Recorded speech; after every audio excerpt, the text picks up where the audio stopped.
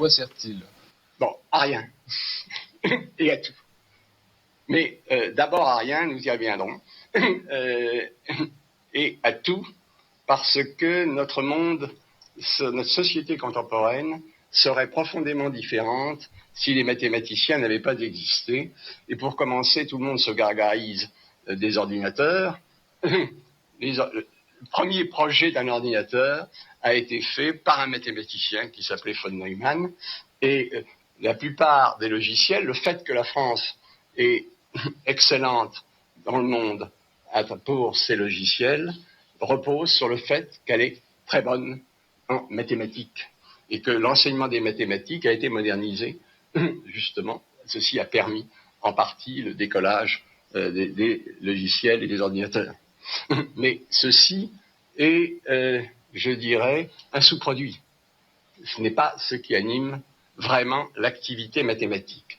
Je voudrais dire d'abord que la science, les mathématiques, c'est une activité, un ensemble d'actes, ce n'est pas un ensemble de savoirs superposés. Chaque fois qu'on a une idée nouvelle, elle est en même temps, comme disait Bachelard, réorganisation de toutes les idées anciennes, ensemble. Et par conséquent, nous sommes amenés à avoir un métier qui est un métier actif.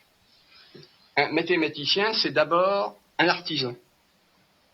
Au fond, apprenant en se cognant lui-même contre son propre esprit une humilité nécessaire.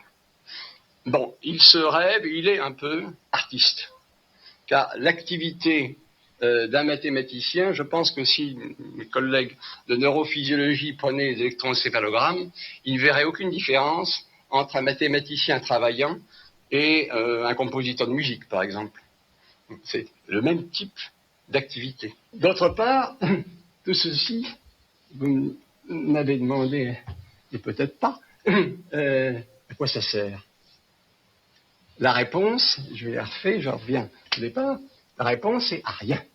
Autrement dit, tout ceci a été fait pour le plaisir de l'esprit, pour l'ambition de comprendre des situations, et absolument pas pour chercher quelque utilité. Ce n'est pas utile. C'est un grand mystère pour le commun des mortels que cette activité mathématique qui s'abstrait volontairement et en quelque sorte définitivement du réel, le rejoigne ensuite aussi de manière aussi spectaculaire et aussi efficace. C'est d'ailleurs pas seulement un mystère pour le commun des mortels, c'est peut-être un des problèmes les plus difficiles et encore les moins résolus, auxquels on apporte différentes réponses, des rapports des mathématiques et du réel ou du concret. Nous pouvons dire peut-être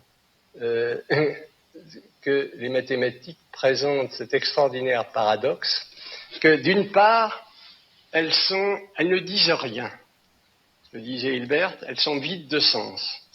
Mais d'autre part, elles sont la seule manière dont nous pouvons représenter, contrôler, décrire, finalement, comprendre ce qu'est notre monde physique.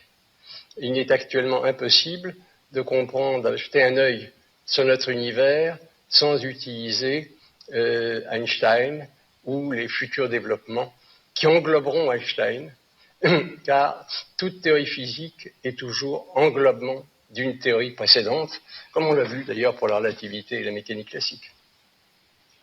Donc à la fois les mathématiques sont une démarche tout à fait gratuite, on l'a vu, mais en même temps rien n'est gratuit en mathématiques. Non, elles sont parfaitement gratuites, elles ne sont pas du domaine de l'utilité, de l'ordre de l'utilité, comme dirait Descartes, mais il se trouve qu'elles ne sont pas utiles, elles sont indispensables.